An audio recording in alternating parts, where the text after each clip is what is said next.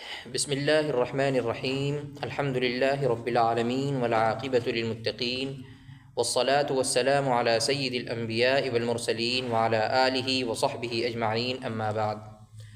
قال الإمام مسلم رحمه الله: حدثنا حسن الحلواني قال سمعت شبابة قال كان عبد القدوس يحدثنا فيقول سويد بن عقلة. شبابہ بن سوار مدائنی کہتے ہیں عبد القدوس ہم سے حدیث بیان کیا کرتا تھا تو سوید بن عقلہ کہا کرتا تھا، یعنی اصل تو ہے سوید بن غفلہ، تو بجائے غفلہ کے وہ عقلہ کہا کرتا تھا، یعنی سند کے اندر گویا اس نے غلطی کی ہے۔ اور اس اثر میں حضرت امام مسلم رحمۃ اللہ علیہ جس عبد القدوس کا تذکرہ کر رہے ہیں اس کو ما قبل میں امام مسلم رحمۃ اللہ علیہ نے متہمین کے اندر ذکر کیا ہے۔ اب یہاں دوبارہ اس کے اختلال ضبط و غباوت کو بیان کر رہے ہیں کہ اس نے سند میں بھی غلطی کی، جیسا کہ سوید بن غفلہ کے بجائے سوید بن عقلہ وہ کہا کرتا تھا، یہ سند کی غلطی ہے، اور متن کے اندر بھی اس نے غلطی کی ہے۔ اور یہ عبد القدوس جو ہے اس کے بارے میں حضرت عبداللہ بن المبارک رحمۃ اللہ علیہ ان کا قول بھی پہلے گزر چکا ہے، کہا کرتے تھے کہ میرے نزدیک ڈاکہ زنی بہتر ہے عبد القدوس شامی سے روایت کرنے سے۔ اور حضرت امام بخاری رحمۃ اللہ علیہ نے فرمایا کہ اس کی حدیثیں الٹ سلٹ ہیں۔ اور حضرت فلاس اس کے بارے میں کہتے ہیں کہ محدثین کا اس کی حدیثوں کے ترک پر اتفاق ہے۔ اور حضرت ابن حبان رحمۃ اللہ علیہ نے صراحت فرمائی ہے کہ یہ شخص حدیثیں گھڑا کرتا تھا۔ بہرحال حضرت شبابہ کا مقصد یہاں پر یہ ہے کہ عبد القدوس نہ رجال کو جانتا ہے اور نہ متون کو جانتا ہے، متن کے اندر بھی یعنی وہ غلطی کر دیتا ہے۔ متن کے اندر کیا غلطی کرتا ہے اس کی ایک مثال آگے نقل کر رہے ہیں۔ قال شبابہ وسمعت عبد القدوس یقول، شبابہ کہتے ہیں کہ میں نے عبد القدوس کو کہتے ہوئے سنا، یعنی یہ حدیث بیان کرتے ہوئے سنا۔ جو حدیث آ رہی ہے اصل الفاظ اس حدیث کے ہیں نہا رسول اللہ صلی اللہ علیہ وسلم ان یتخذ الروح غرضا، روح لفظ ہے، لیکن اس نے یہ حدیث بیان کرتے ہوئے بجائے روح کے بفتح الراء الروح پڑھا، اور غرضا حدیث کا اصل لفظ غرضا ہے تو اس نے غرضا کو عرضا بنا دیا۔ اور جب اس نے متن کے اندر حدیث کے اصل الفاظ کے اندر یہ غلطی کی تو حدیث کا معنی کچھ کا کچھ ہو گیا۔ اس سے پوچھا بھی گیا کہ اس حدیث کا کیا مطلب ہے، یعنی اس نے جب یہ پڑھی حدیث نہا رسول اللہ صلی اللہ علیہ وسلم ان یتخذ الروح عرضا، جب یہ حدیث پڑھی تو اس سے پوچھا گیا ای شیء ھذا، اس کا کیا مطلب ہے، تو وہ اس کا مطلب بیان کرتا ہے تتخذ کوۃ فی حائط، اس کا مطلب یہ ہے کہ دیوار میں کوہ کے معنی ہے طاقچہ یا روشن دان بنایا جائے، لیدخل علیہ الروح، تاکہ اس کے اندر سے ہوا داخل ہو۔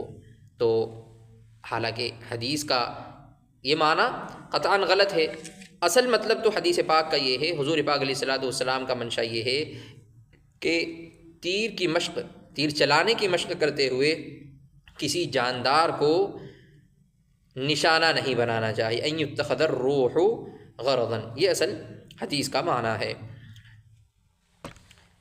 عبد القدوس الشامی پہلے بھی اس کا تذکرہ آ چکا ہے، اس کا پورا نام ابو سعید عبد القدوس بن حبیب کلائی دمشقی، یہ اس کا پورا نام ہے، اور محدثین کا اجماع ہے اس کی حدیثوں کے ترک پر۔ تو یہ شخص مغفل بھی تھا ضعیف ہونے کے ساتھ ساتھ۔ دیکھیے ترجمہ، قال شبابۃ وسمعت عبد القدوس یقول، شبابہ کہتے ہیں کہ میں نے عبد القدوس کو کہتے ہوئے سنا کہ اللہ کے رسول صلی اللہ علیہ وسلم نے منع فرمایا ان یتخذ الروح عرضا، یہ اس کی غلط بیانی ہے۔ قال فقیل له، تو اس سے پوچھا گیا ای شیء ھذا، یہ کیا چیز ہے، یعنی جو تم بیان کر رہے ہو ان یتخذ الروح عرضا، اس کا کیا مطلب ہے؟ قال، تو اس نے جواب دیا یعنی تتخذ کوۃ فی حائط لیدخل علیہ الروح، کہ حضور صلی اللہ علیہ وسلم کی مراد یہ ہے کہ دیوار میں روشن دان کھولا جائے جس سے ہوا آئے، یعنی ہوا کے لیے دیوار میں روشن دان اگر کھولا جائے تو لمبائی کے بجائے چوڑائی میں اس کو کھولا جائے، نہیں، روشن دان چوڑائی میں کھولنے سے منع فرمایا۔ اللہ کے رسول صلی اللہ علیہ وسلم نے روشن دان چوڑائی میں کھولنے سے منع فرمایا۔ یہ حدیث کا وہ مطلب بیان کرتا ہے، حالانکہ یہ اس کا بالکل نہیں ہے اس کا مطلب۔ جی، قال مسلم، حضرت امام مسلم رحمۃ اللہ علیہ فرماتے ہیں وسمعت عبید اللہ بن عمر القواریری یقول سمعت حماد بن زید یقول لرجل بعدما جلس مہدی بن ہلال بأیام۔ حماد بن زید ایک شخص سے کہتے ہیں، کب کہتے ہیں؟ بعدما جلس مہدی بن ہلال بأیام، مہدی بن ہلال کے حدیث بیان کرنے کے لیے بیٹھنے سے چند دنوں کے بعد، مہدی بن ہلال جب حدیث بیان کرنے کے لیے بیٹھا تو اس کے چند دنوں کے بعد حماد بن زید ایک آدمی سے کہتے ہیں ما هذه العین المالحہ التي نبعت قبلکم۔ عین المالحہ اس کے معنی ہے چشمہ شور، نمکین چشمہ، یہ کیسا نمکین چشمہ ہے جو تمہاری طرف ابلا ہے۔ دیکھیے یہ جو جملہ ہے ما هذه العین المالحہ، اس جملے سے حماد بن زید نے مہدی بن ہلال کے ضعیف اور مجروح ہونے کو بتلایا ہے۔ اور نمکین پانی سے اس کو تشبیہ کیوں دی؟ اس لیے دی گئی ہے کیونکہ جس طرح نمکین پانی کا چشمہ بیکار ہوتا ہے، اسی طرح اس مہدی بن ہلال کی روایات بیکار ہیں۔ اور یہ مہدی بن ہلال جو ہے اپنے سوء حال کی وجہ سے لائق اعراض ہے، اس کی طرف التفات نہیں کرنا چاہیے۔ اس کا پورا نام ابو عبداللہ مہدی بن ہلال بصری ہے اور یہ متروک راوی ہے۔ حضرت ابن معین کہتے ہیں کہ یہ گمراہ شخص تھا اور حدیثیں گھڑا کرتا تھا۔ اس کے ضعیف ہونے پر تمام ائمہ کا اتفاق ہے۔ اس کا تعلق فرقہ قدریہ سے تھا۔ تو ما هذه العین المالحہ التي نبعت قبلکم، یہ کیسا نمکین چشمہ ہے جو تمہاری طرف ابلا ہے؟ اس شخص نے کہا جی ہاں اے ابو اسماعیل، یعنی تائید کے طور پر۔ حماد بن زید نے جو اس کے ضعف اور اس کے مجروح ہونے کو بتلایا ہے جملے سے، تو اس شخص نے بھی بطور تائید کے کہا جی ہاں آپ صحیح کہتے ہیں۔ ابو اسماعیل جو ہے یہ حضرت حماد کی کنیت ہے۔ وبه قال حدثنا الحسن الحلواني قال سمعت عفان قال سمعت ابا عوانة قال،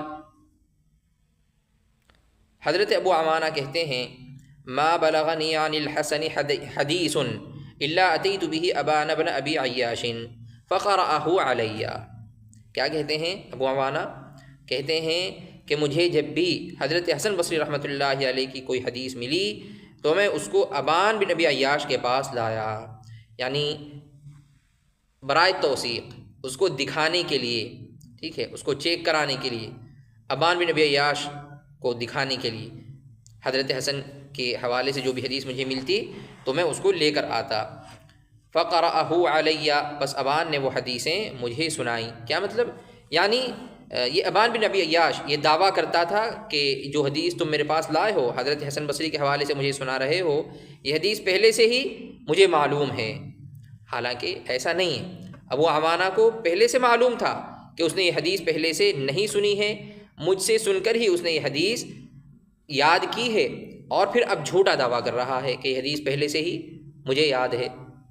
تو یہ ابان بن ابی عیاش، الا اتیت به ابان بن ابی عیاش، یہ ابان جو ہے اس کو منصرف اور غیر منصرف دونوں طرح پڑھ سکتے ہیں۔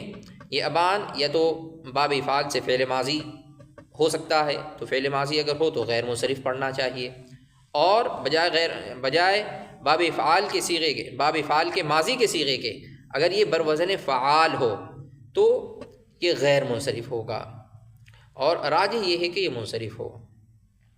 تو جس ابان بن ابی عیاش کا یہاں تذکرہ آیا تو اس کے بارے میں حضرت ابن حبان رحمۃ اللہ علیہ فرماتے ہیں کہ یہ برابر قیام لیل کیا کرتا تھا اور دن میں روزہ رکھا کرتا تھا۔ حضرت انس اور حضرت حسن بصری رحمۃ اللہ علیہ کی جو حدیثیں ہیں ان کے اندر یہ خلط ملط کر دیا کرتا تھا۔ حضرت انس رضی اللہ عنہ سے اس نے تقریباً 1500 روایتیں کی ہیں، مگر ان میں سے اکثر کی کوئی اصل نہیں ہے۔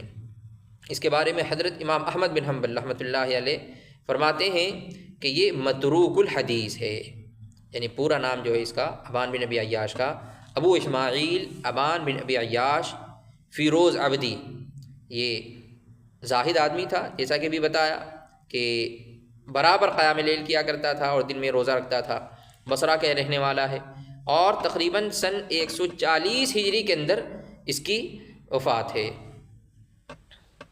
ضعیف راوی ہے بلکہ متروک ہے، اور سنن ابی داود کے اندر اس کی حدیث آئی ہے۔ جی وبه قال حدثنا سويد بن سعيد قال حدثنا علي بن مسهر قال سمعت أنا وحمزة الزيات من أبان بن عياش نحو من 1000 حديث۔ علی بن مسہر کہتے ہیں کہ میں نے اور حمزہ زیات نے ابان بن ابی عیاش سے نحو من 1000 حدیث، تقریباً 1000 حدیث سنی ہیں۔ قال علی بن مسہر کہتے ہیں فلقیت حمزہ، پھر میں حمزہ زیات سے ملا، ٹھیک ہے، یعنی بعد میں، تو انہوں نے کیا خبر دی، انہوں نے فاخبرنی انہ رأى النبی صلی اللہ علیہ وسلم فی المنام، تو انہوں نے مجھے بتلایا کہ انہوں نے رسول اللہ صلی اللہ علیہ وسلم کو خواب میں دیکھا۔ فعرض علیہ ما سمع من ابان، تو ابان سے جو حدیثیں سنی تھی وہ حمزہ زیات نے حضور پاک علیہ الصلوۃ والسلام کے سامنے پیش کیں۔ فما عرف منها الا شيئا يسيرا 5 أو 6، تو آپ صلی اللہ علیہ وسلم نے ان میں سے صرف چند کو پہچانا، 5 کو یا 6 کو۔ دیکھیے حمزہ زیات نے جو خبر دی ہے علی بن مسہر کو، وہ ظاہر بات ہے خواب کا معاملہ ہے، تو اگر خواب میں حضور پاک علیہ الصلوۃ والسلام کسی بات کا حکم دیں تو اس کا کیا حکم ہے؟ حضور خواب میں کسی کو کسی بات کا حکم دیں تو وہ کیا کرے گا؟ اس کے سلسلے میں ابو اسحاق اسفرائینی رحمۃ اللہ علیہ فرماتے ہیں کہ خواب دیکھنے والے کے حق میں وہ حجت ہے، ٹھیک ہے، جو حکم اس کو ملا ہے اس کو کرنا چاہیے، تو صرف خواب دیکھنے والے کے حق میں وہ حکم حجت ہے۔ اور جمہور علماء فرماتے ہیں کہ خواب حجت نہیں ہے۔ کیوں؟ خواب حجت اس لیے نہیں ہے کیونکہ خواب کی حالت میں انسان کی جو صفت ہے حفظ و ضبط کی صفت، وہ حفظ و ضبط کی صفت اس کے پاس نہیں رہتی ہے۔ خواب کے بہت سارے اجزاء کو انسان بھول جاتا ہے، خواب کے اجزاء آگے پیچھے ہو جاتے ہیں، اور بعض علماء یہ فرماتے ہیں کہ اگر شریعت کے خلاف ہو، جو حکم دیا گیا ہے خواب میں وہ اگر شریعت کے خلاف ہو تو بالاجماع مردود ہے، اور اگر شریعت کے موافق ہو تو حجت ہے۔ حضرت امام نووی رحمۃ اللہ علیہ نے اسی کو اختیار کیا ہے۔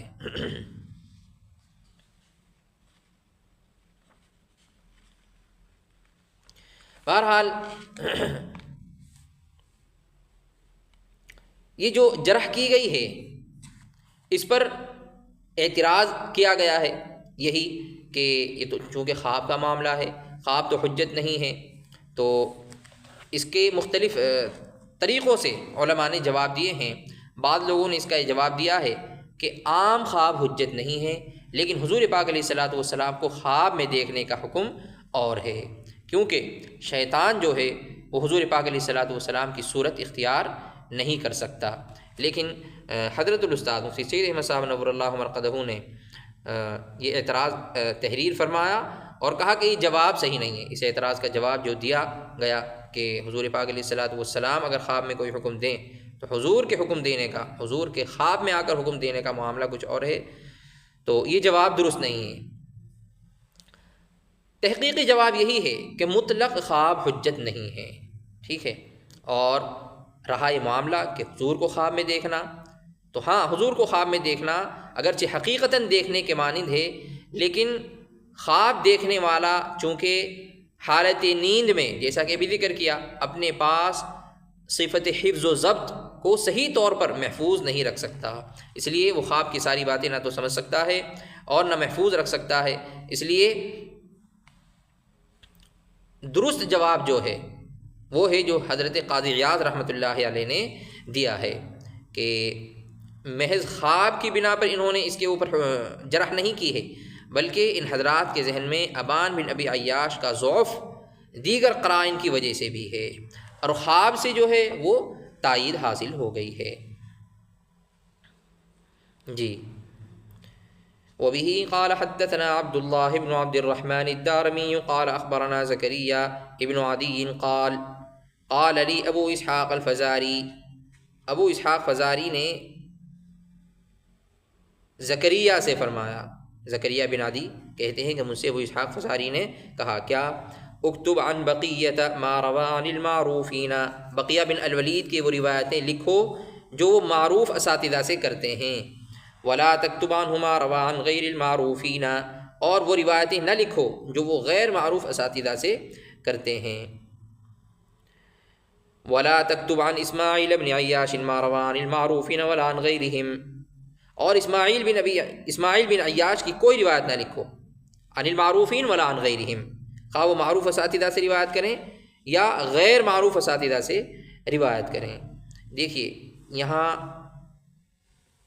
حضرت ابو اسحاق فزاری نے بقیہ بن ولید کو اسماعیل بن عیاش سے بہتر قرار دیا ہے، ٹھیک ہے، لیکن یہ صرف رائے ہے حضرت ابو اسحاق فزاری کی، دیگر علماء نے ابو اسحاق سے اتفاق نہیں کیا ہے۔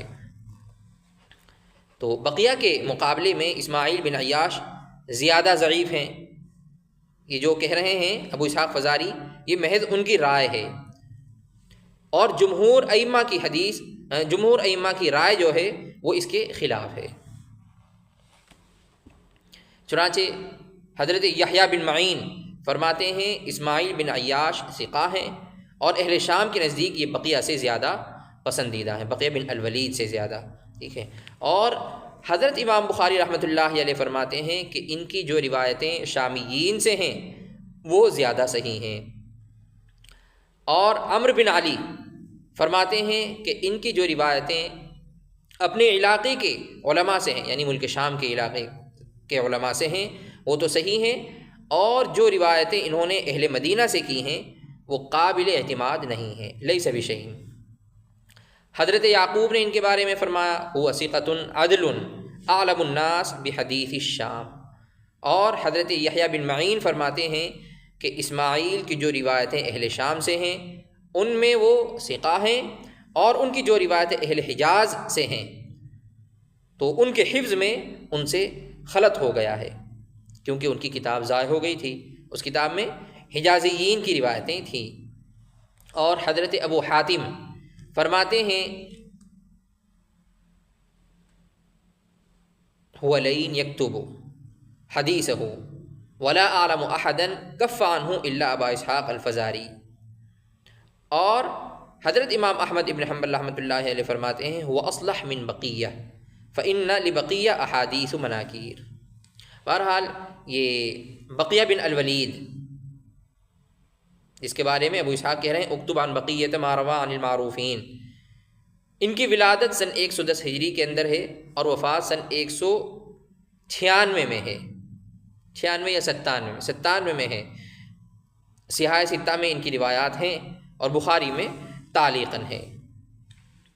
اور جو دوسرے راویہ ہیں اسماعیل بن عیاش، ٹھیک ہے، ابو عتبہ اسماعیل بن عیاش بن سلیم ہمصی، ٹھیک ہے، یہ ان کا پورا نام ہے، اور ان کی ولادت سن 106 ہجری کے اندر ہے اور 182 ہجری کے اندر ان کی وفات ہے۔ ابو عتبہ اسماعیل بن عیاش، ان کے بارے میں حضرت الاستاذ مفتی سعید احمد صاحب نے لکھا کہ یہ بڑے آدمی تھے، سنن اربعہ میں ان کی روایت ہے، اور یہ اپنے ہم وطن یعنی ملک شام کے اساتذہ سے جو روایت کرتے ہیں ان کو سب ائمہ نے صحیح تسلیم کیا ہے، البتہ ان کی حجازی اور عراقی اساتذہ سے جو روایات ہیں ان پر محدثین نے کلام کیا ہے۔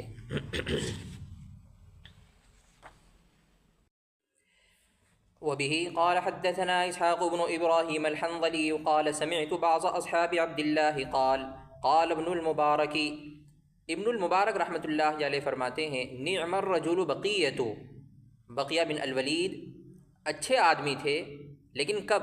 لولا انہ کان یکنی الاسامی ویسمی الکنا، اگر وہ ناموں کو کنیت سے اور کنیت کو ناموں سے نہ بدلا کرتے، یعنی جو راوی اپنے نام سے مشہور ہو اس کی کنیت کو یہ ذکر کر دیتے ہیں، اس کا نام نہیں لیتے، اور جو راوی اپنی کنیت سے مشہور ہو اس کا نام ذکر کر دیتے ہیں، اس کی کنیت کو ذکر نہیں کرتے۔ یہ بھی کیا ہے؟ یہ تدلیس کی ایک قسم ہے۔ اور حضرت ابن المبارک رحمۃ اللہ علیہ نے اس روایت میں بقیہ بن الولید کی جس تدلیس کا ذکر کیا ہے وہ تدلیس الشیوخ ہے۔ تدلیس کی کئی قسمیں ہیں، زیادہ مشہور قسمیں 3 ہیں: تدلیس الاسناد، تدلیس الشیوخ اور تدلیس التسویہ۔ یہاں جس تدلیس کا ذکر ابن المبارک رحمۃ اللہ علیہ نے کیا ہے بقیہ بن الولید کے بارے میں کہ یہ تدلیس کرتے ہیں، اس کا نام وہ تدلیس ہے تدلیس شیوخ۔ کس کو کہتے ہیں تدلیس شیوخ؟ یعنی راوی اپنے شیخ کے نام، لقب، کنیت یا نسبت میں سے، ان چیزوں میں سے جو غیر مشہور ہو اس کو ذکر کر دے، اور جو چیز مشہور ہے اس کو حذف کر دے۔ ایسا کرنے کے مختلف اغراض ہوتے ہیں، جیسا کہ ابھی بتایا کہ یہ بقیہ جو ہیں یہی کیا کرتے تھے کہ راوی اپنے نام سے اگر مشہور ہے تو نام کو ذکر کرنے کے بجائے اس کی کنیت کو ذکر کر دیتے تھے، اور اگر راوی اپنی کنیت سے مشہور ہے تو اس کی مشہور کنیت کو ذکر کرنے کے بجائے اس کے نام کو ذکر کر دیا کرتے تھے۔ تو یہ تدلیس ہے۔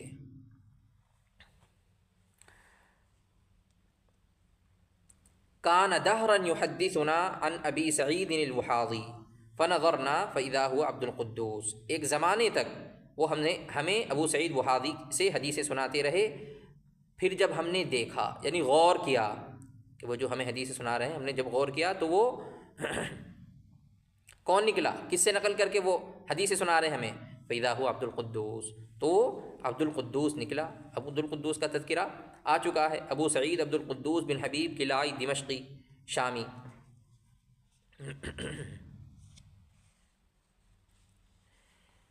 جی، وبه قال حدثني احمد بن يوسف الازدي قال سمعت عبد الرزاق يقول، حضرت عبد الرزاق کہتے ہیں ما رأيت ابن المبارک يفصح بقوله كذاب، میں نے حضرت عبداللہ بن مبارک کو کبھی کسی شخص کے بارے میں یفصح بقوله كذاب صاف طور پر کذاب کہتے ہوئے نہیں سنا، الا لعبد القدوس، سوائے عبد القدوس کے، یہی جس کا بھی تذکرہ آیا عبد القدوس شامی۔ فإنی سمعته يقول له كذاب، پس میں نے ابن المبارک کو عبد القدوس کے بارے میں کذاب کہتے ہوئے سنا ہے۔ اور بقیہ بن الولید کی یہ تدلیس نامناسب ہے لیکن جائز ہے، اور جو دوسری تدلیس ہے مشہور 3 تدلیسوں میں سے تدلیس اسناد، یہ بھی کیا ہے؟ یہ مذموم اور ناجائز ہے۔ اور تیسری تدلیس تدلیس تسویہ، یہ بدترین قسم ہے تدلیس کی اور حرام ہے۔